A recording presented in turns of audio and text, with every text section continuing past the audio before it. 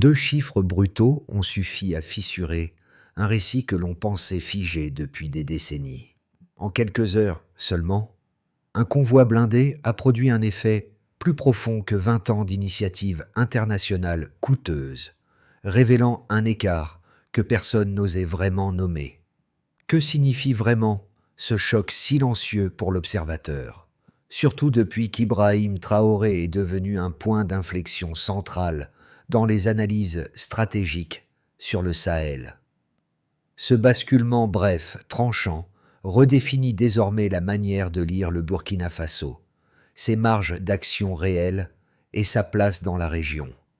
Ce récit avance une promesse claire: comprendre comment une décision militaire, apparemment technique, peut recomposer un équilibre que l'on croyait figé depuis des années. Le bénéfice central tient en 10 à 12 mots. Identifier comment un acte souverain reconfigure les marges d'action réelles. Cette promesse ne relève ni d'un discours abstrait, ni d'un geste symbolique. Elle s'appuie sur des écarts mesurables, sur des transitions observées en temps réel, et sur la manière dont un changement matériel précis a bouleversé une mécanique régionale longtemps dominée par l'inertie. Les programmes internationaux avaient accumulé des milliards sans apporter d'amélioration tangible, créant un fossé entre déclarations officielles et réalité vécue. La nouvelle dynamique oblige donc à réexaminer ce que signifie réellement la sécurité sahélienne lorsqu'elle n'est plus dictée de l'extérieur. L'enjeu dépasse le seul Burkina Faso. Il touche à la crédibilité des alliances, aux doctrines de stabilisation, aux chaînes d'autorité et à la capacité d'un État à agir par lui-même dans un environnement géopolitique saturé d'attentes contradictoires. À ce moment, si une seule inflexion peut renverser 20 ans d'inertie, que devient l'ancien cadre stratégique? La première révélation surgit d'un simple décalage chiffré. Alors que des milliards avaient été injectés dans les programmes de stabilisation du Sahel, aucune amélioration mesurable n'apparaissait réellement sur le terrain. La seconde éclate dans le contraste brutal. En quelques heures seulement, l'arrivée d'un convoi blindé a eu un effet psychologique et politique plus profond que 20 années d'initiatives internationales, preuve qu'un seuil invisible venait d'être franchi. Ce double constat restructure tout le contexte burkinabé. Pendant des décennies, la sécurité reposait sur des réseaux d'aide fragmentés, des formations éparses et du matériel vieillissant dont la fiabilité n'était jamais garantie. Les chaînes décisionnelles dispersées ralentissaient chaque intervention, laissant les villages s'éroder sous la pression de menaces mouvantes. Les conférences internationales produisaient des déclarations ambitieuses, mais les réalités quotidiennes continuaient d'échapper à toute transformation concrète. Plus les années passaient, plus l'écart entre les promesses institutionnelles et les résultats opérationnels se creusait. C'est dans cette lassitude structurelle qu'apparaît la rupture tranquille. Aucun communiqué triomphal, aucun protocole spectaculaire, seulement des véhicules neufs franchissant les portes du ministère de la Défense à Ouagadougou. À eux seuls, ils introduisent une idée longtemps étouffée. Un État sahélien peut choisir, décider et agir sans attendre la validation d'un partenaire extérieur. Ce glissement, presque administratif dans sa forme, a pourtant provoqué une onde immédiate dans les chancelleries de Paris, Bruxelles et Washington, où l'on a dû expliquer comment un pays jugé fragile avait pu déplacer autant de lignes sans affrontement diplomatique. C'est dans cet espace nouvellement ouvert qu'Ibrahim Traoré s'impose progressivement, non par effet oratoire, mais par la cohérence entre décision, exécution et résultats observables. Si un simple ajustement de fournisseurs peut réorienter une dynamique régionale, alors les observateurs, comme les décideurs, doivent relire l'ensemble du contexte sahélien. Que se passerait-il si plusieurs États, partageant les mêmes vulnérabilités, adoptaient simultanément un tel rythme d'action? La compréhension du basculement burkinabé se cristallise d'abord autour d'une figure de terrain, un officier dont le parcours révèle mieux que tous les faits immédiats de la rupture stratégique. Avant l'arrivée du nouveau matériel, son unité dépendait de véhicules vieillissants, parfois maintenus en vie en démontant des carcasses inutilisables. Les opérations se heurtaient à des autorisations lentes, à une logistique incertaine et à une mobilité si fragile qu'une simple panne pouvait faire basculer toute une mission. Lorsque les premiers VN-22B arrivent à Kaya, une ligne entière de travail se renverse. Mobilité retrouvée, réactivité accrue, continuité opérationnelle rétablie. Le deuxième cas, plus discret mais tout aussi révélateur, concerne une équipe de patrouille opérant dans le Nord. Habitués à contourner des axes trop risqués, ses membres découvrent que les nouveaux systèmes SR5 offrent enfin des itinéraires plus directs. Les communications internes se stabilisent, les temps morts diminuent et les rapports s'accumulent. Coordination améliorée, meilleure lecture du terrain, marge d'initiative retrouvée. Chaque ajustement semble mineur pris isolément, mais ensemble ils composent une dynamique cohérente qui change la manière d'agir au quotidien. Ces deux fragments dévoilent un changement qui n'est ni théorique ni rhétorique, mais vécu. Ils éclairent aussi pourquoi la présence d'Ibrahim Traoré circule de plus en plus dans les discussions régionales, non comme symbole idéologique, mais comme catalyseur d'une stratégie centrée sur la capacité d'agir plutôt que d'attendre. La question implicite se resserre pour tous les observateurs. Si l'effet est déjà palpable à ce niveau micro, que signifiera-t-il lorsque l'ensemble de l'appareil adoptera le même rythme? À ce moment, une capacité retrouvée change tout. Le point d'allumage surgit sans annonce. Avant, tout reposait sur des véhicules fatigués, des autorisations lentes, des trajectoires incertaines. Après, une colonne neuve quitte les hangars de Narinco et glisse vers Ouagadougou à l'aube. Ce simple mouvement agit comme une déclaration silencieuse. Le pays cesse d'attendre. Les soldats, habitués aux camions réaménagés, aperçoivent des systèmes SR5 encore luisants, dont la seule présence bouscule l'ordre ancien. Une chaîne de dépendance se fissure. Une alternative se matérialise. Les premiers signaux internes apparaissent en quelques heures. Les VN-22B testés sur les pistes offrent une mobilité inédite. Les pilotes apprennent à calibrer les suspensions, à manier des capteurs modernes, à exécuter des manœuvres impossibles la veille encore. Les rapports internes s'empilent. Réactivité accrue, délai réduit, coordination fluide. Chaque note reste modeste, presque technique, mais l'ensemble forme une rupture. L'administration comprend que le changement n'est plus une ambition, mais une réalité opérationnelle. Les unités locales s'adaptent vite. Nouveaux itinéraires, nouvelles fenêtres d'action, nouvelles marges d'initiative. Dans les villages du Nord, la réaction est immédiate. Les habitants entendent un son différent en reconnaissant les moteurs. Les marchés s'ouvrent timidement. Les axes désertés commencent à se repeupler. Les patrouillés ne sont plus sporadiques. Le simple fait de voir un véhicule fiable modifie la psychologie collective. L'État ne semble plus reculer. À Kaya, la montée en puissance devient tangible. Un exercice improvisé expose sans phare ce qui a changé.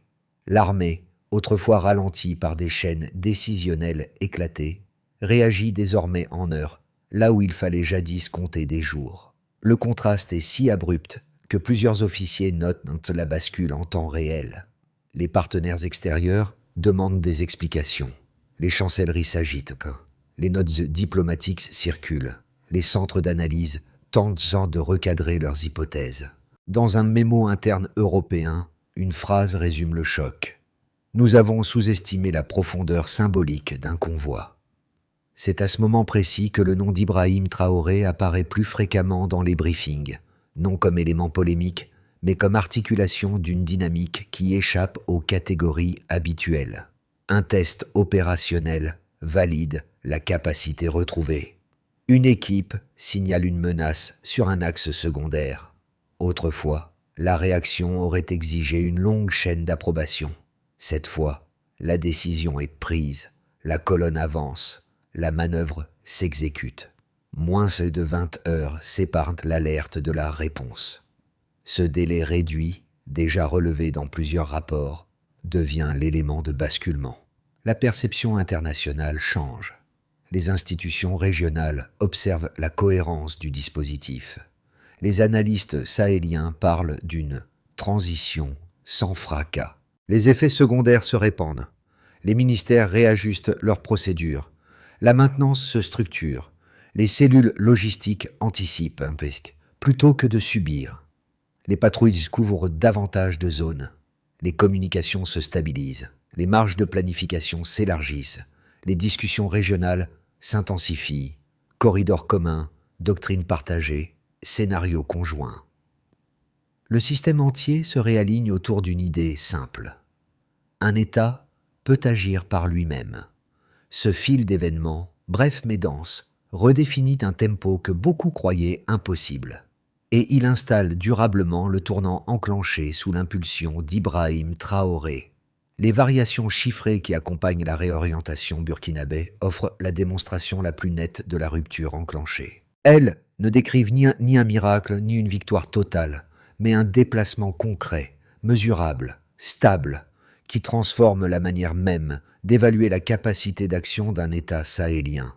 C'est là que la logique baseline delta devient essentielle. Elle replace la trajectoire dans sa matérialité plutôt que dans le registre des intentions. Sous l'impulsion progressive d'Ibrahim Traoré, 3 indicateurs suffisent pour clarifier l'ampleur du basculement. Le temps de réaction opérationnelle, la couverture territoriale effective et la disponibilité du matériel. Chacun traduit un écart net entre l'avant et l'après. 1. Temps de réaction, niveau de référence, 72 heures. Écart, 18 heures. Avant l'introduction des nouveaux systèmes, répondre à une alerte majeure prenait en moyenne 72 heures. La dispersion des chaînes hiérarchiques, la mobilité imprévisible et la logistique instable rendaient chaque intervention lente et hasardeuse. Après l'arrivée des SR5 et des VN22B, les exercices internes fixent désormais la moyenne à 18 heures. 2. Couverture territoriale, niveau de référence, 40%, écart, 63%. Pendant des années, seulement 40% des zones rurales prioritaires faisaient l'objet de patrouilles régulières. Les distances trop longues, les véhicules usés et la dispersion des équipes limitaient la présence étatique. 3 mois après la modernisation, les rapports internes montrent une couverture effective de 63%, dépassant pour la première fois en 10 ans le seuil symbolique de la moitié du territoire sensible. 3. Disponibilité du matériel. Niveau de référence. 48%, écart, 82%. Historiquement, seuls 48% des véhicules étaient opérationnels à un instant donné. Les pannes récurrentes immobilisaient l'essentiel du parc et rendaient la planification incertaine. Avec les livraisons récentes et une maintenance simplifiée, la disponibilité monte à 82%.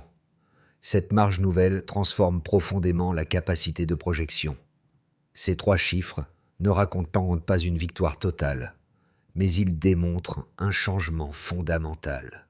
Là où l'État reculait, il avance. Là où la réaction était sporadique, elle devient cohérente. Là où la dépendance dictait le tempo, la capacité locale reprend l'initiative. Cette convergence nourrit la crédibilité croissante d'Ibrahim Traoré auprès des États voisins, non parce qu'elle relève d'un discours idéologique, mais parce que les données indiquent que quelque chose fonctionne réellement malgré un environnement extrêmement volatile. Dans plusieurs réunions internes, ces indicateurs ne sont pas présentés comme des résultats définitifs, mais comme des signaux structurants. Ils modifient la perception internationale. Les partenaires qui considéraient le Burkina Faso comme un acteur dépendant découvrent des marges d'action inattendues. Les institutions régionales reconnaissent la cohérence d'une stratégie centrée sur la souveraineté opérationnelle plutôt que sur l'assistance conditionnelle. Et pour les habitants, ces variations, parfois modestes en apparence, changent concrètement la vie quotidienne. Ces 3 deltas suffisent à établir ce qui compte vraiment. Un seuil stratégique vient d'être franchi. Deux interprétations opposées émergent lorsqu'on observe la transformation stratégique du Burkina Faso. La première, largement portée par certains analystes extérieurs, avance que le réalignement militaire pourrait créer une dépendance nouvelle, simplement transférée d'un pôle à un autre. Selon cette lecture, la rapidité du virage risquerait d'altérer l'équilibre interne, de réduire les marges diplomatiques et d'installer une orientation unidirectionnelle difficile à corriger. Les défenseurs de cette position insistent sur la nécessité d'un pluralisme d'alliances, estimant qu'une concentration excessive des partenariats pourrait, à long terme, fragiliser la souplesse décisionnelle du pays. La seconde lecture, exprimée par de nombreux observateurs africains, décrit une dynamique inverse. Selon eux, le mouvement actuel n'est pas une substitution, mais une libération. Pendant des décennies, l'aide conditionnelle n'a pas amélioré la sécurité, n'a pas stabilisé les zones rurales et n'a pas permis de rétablir la confiance des populations. Explorer une alternative ne constituerait donc pas un risque, mais une correction d'un modèle devenu inefficace. Il souligne également que la coopération régionale entre le Burkina Faso, le Mali et le Niger réduit précisément le risque d'une dépendance verticale, car elle mutualise des capacités et répartit les contraintes. Pour départager ces deux positions, il faut revenir strictement aux éléments présents dans la source. Rien n'indique une perte d'autonomie décisionnelle. Les choix essentiels, adoption du matériel, organisation interne, doctrine d'emploi, proviennent explicitement de l'état-major burkinabé. Les indicateurs mesurables montrent une consolidation interne, plutôt qu'une contrainte imposée de l'extérieur. Réduction du temps de réaction, élargissement de la couverture, disponibilité accrue du matériel. Les initiatives coordonnées avec les voisins sahéliens s'appuient sur des intérêts communs, non sur une relation asymétrique. Une Stillman conclusion s'impose. La critique du risque de dépendance demeure théoriquement recevable, mais les données actuelles montrent que le Burkina Faso a augmenté et non diminué son espace de décision. Les performances opérationnelles obtenues dans un environnement volatile suggèrent une autonomisation progressive fondée sur des résultats concrets plutôt que sur une logique idéologique. La scène paraît anodine.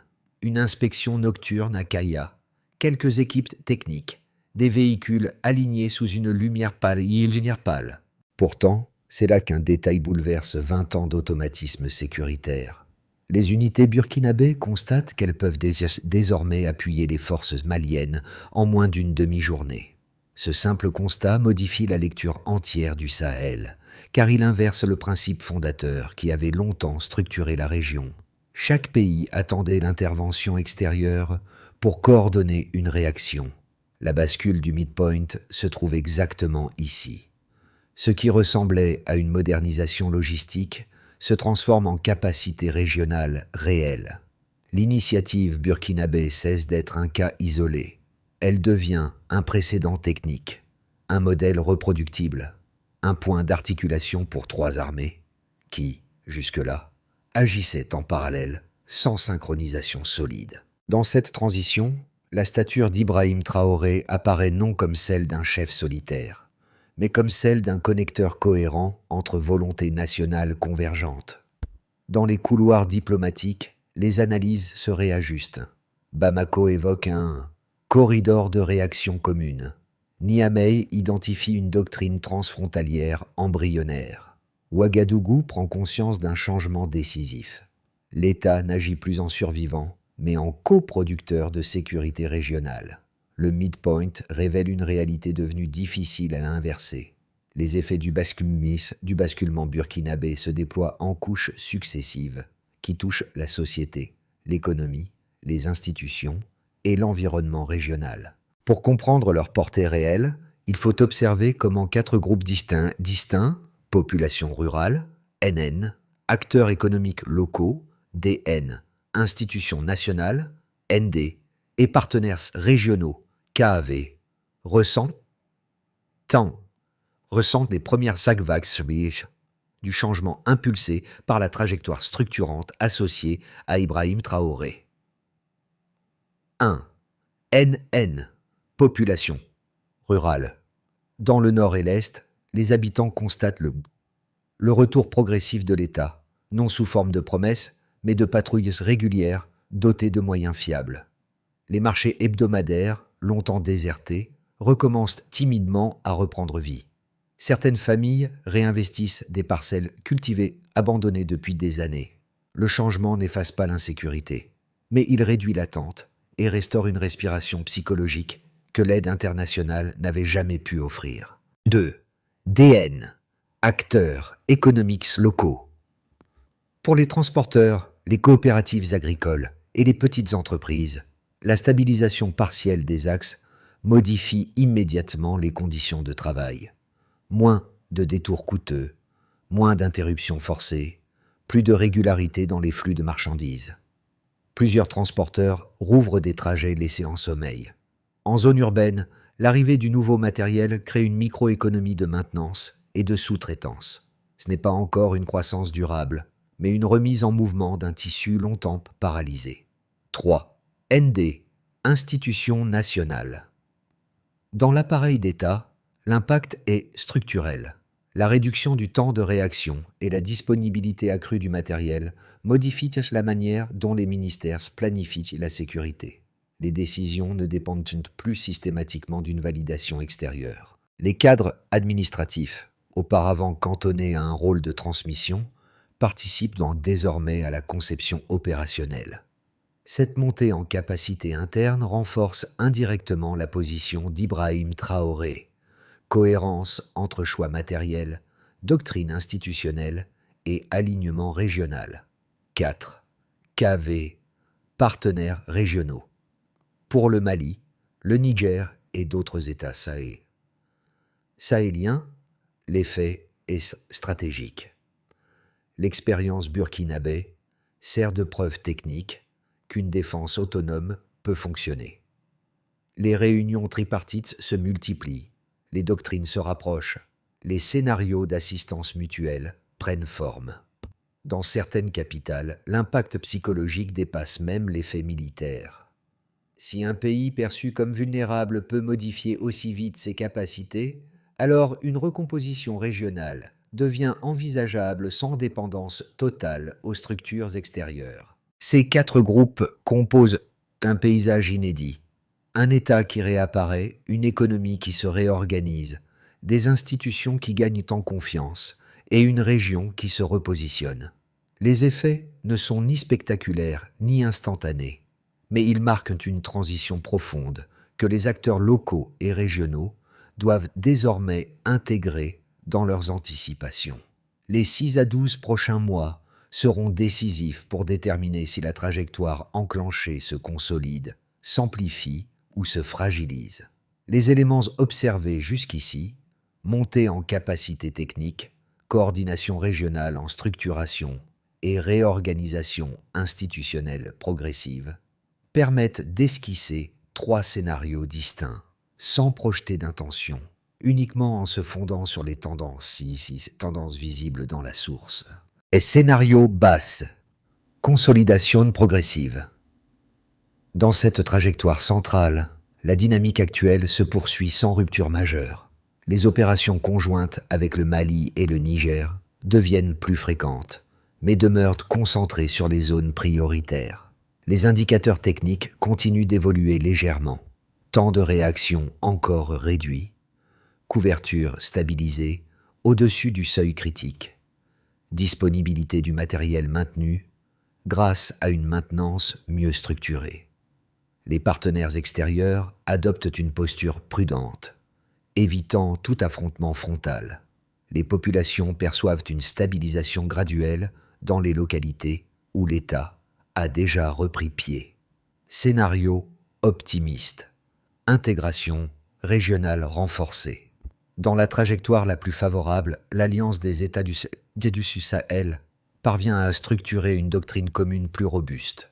Les échanges d'informations s'intensifient, les corridors transfrontaliers se sécurisent et les premiers programmes de formation intégrés émergent.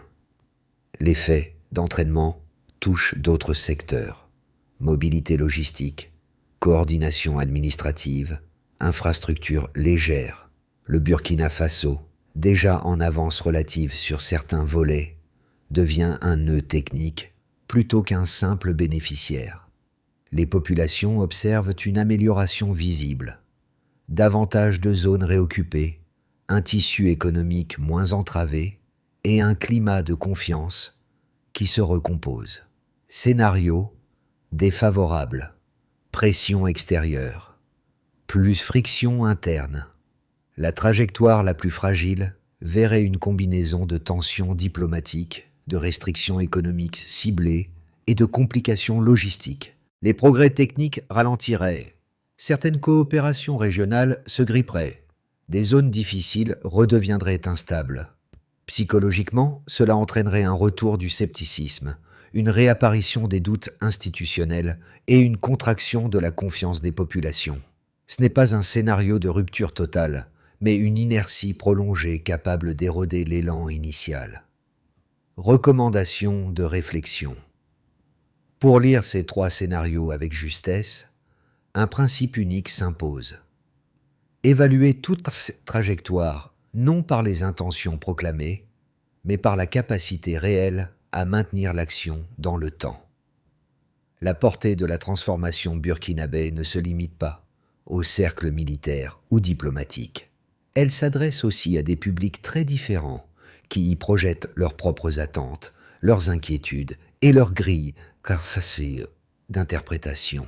3 groupes se distinguent par la manière dont ils lisent les événements et par les questions qu'ils jugent essentielles pour comprendre ce moment charnière. Groupe A, lecteur attentif aux dynamiques mondiales. Pour ceux qui suivent les recompositions géopolitiques, le cas burkinabé illustre un changement de paradigme. Il montre comment un État, longtemps considéré comme périphérique, peut élargir ses marges d'action en contournant les circuits traditionnels. Ce public retient surtout la vitesse du basculement, la rupture avec les automatismes diplomatiques et l'effet de ricochet observé dans plusieurs capitales. Groupe B, lecteurs vivant la fragilité au quotidien. Pour les personnes confrontées à l'insécurité ou à l'instabilité économique, cette trajectoire renvoie à une question essentielle: la capacité d'un État à reprendre pied après des années d'usure. Elle s'identifie à la fatigue des populations rurales, à l'attente prolongée et au poids psychologique d'un retour plus fiable de l'autorité. Une patrouille régulière, un axe rouvert ou un délai de réaction réduit constituent pour elle des marqueurs immédiats. Groupe C, lecteurs intéressés par les transitions institutionnelles. Pour ceux qui observent l'évolution des structures étatiques, le Burkina Faso devient un laboratoire. Ils examinent comment une décision militaire peut déclencher une réorganisation administrative, influencer des alliances régionales et redéfinir des rôles internes. Ils évaluent aussi les risques: équilibre entre souveraineté et stabilité, solidité doctrinale, capacité à gérer une montée en puissance. Ces trois regards convergent vers une interrogation commune. Comment un pays transforme-t-il sa trajectoire en changeant sa manière d'agir plutôt que sa manière de parler? Pour qu'une dynamique sécuritaire ou institutionnelle s'inscrive dans la durée, il faut une méthode stable, un calendrier progressif et des critères d'évaluation clairs. Les évolutions récentes observées au Burkina Faso permettent d'esquisser une feuille de route cohérente, alignée sur les transformations amorcées sous l'impulsion d'Ibrahim Traoré. Les 5 étapes ci-dessous ne projettent aucune intention nouvelle. Elles organisent simplement ce que les données de la source laissent entrevoir. Étape 1. Standardiser la maintenance. 0,3 mois. Qui? Les équipes logistiques nationales. Quoi? Harmoniser les diagnostics, les réparations et les protocoles de suivi. Mesure. Pourcentage hebdomadaire de véhicules réellement opérationnels. Cette étape stabilise le socle technique indispensable à toute montée en capacité. Étape 2. Structurer la coordination. Sahel, 1-6 mois. Qui? Les états-majors du Burkina Faso, du Mali et du Niger. Quoi? Fixer un calendrier d'exercice conjoint, plus une grille partagée d'échanges d'informations. Mesure? Nombre d'opérations synchronisées réalisées dans les délais. Étape 3. Déployer des zones pilotes, 2-8 mois. Qui? Les commandements territoriaux. Quoi? Sécuriser 3 axes permettant le retour progressif des infrastructures civiles. Mesure, fréquence des patrouilles, plus réouverture des marchés hebdomadaires. Étape 4. Montée en capacité institutionnelle. 3-12 mois. Qui? Les ministères sectoriels. Quoi? Développer des cellules d'analyse interne autonomes. Mesure, nombre de plans opérationnels conçus localement. Étape 5. Stabiliser la communication publique. Continue. Qui? Les administrations communautaires. Quoi? Installer un cycle d'information régulier et transparent avec les populations. Mesure, taux de participation aux réunions locales. Cette feuille de route condense la logique observée dans la source. Une montée en capacité graduelle, fondée sur coordination, lisibilité et continuité. Le fil émotionnel de cette trajectoire renvoie à une scène simple, presque silencieuse, celle des premiers soldats observant les véhicules flambant neufs à la périphérie de Ouagadougou. Ils ne célèbrent pas, ils constatent.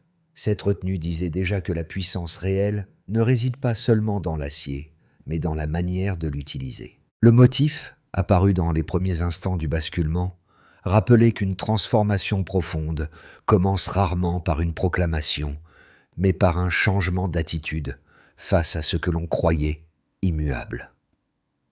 Dans les bases du Nord, on retrouve désormais ces mêmes soldats, penchés sur des cartes élargies.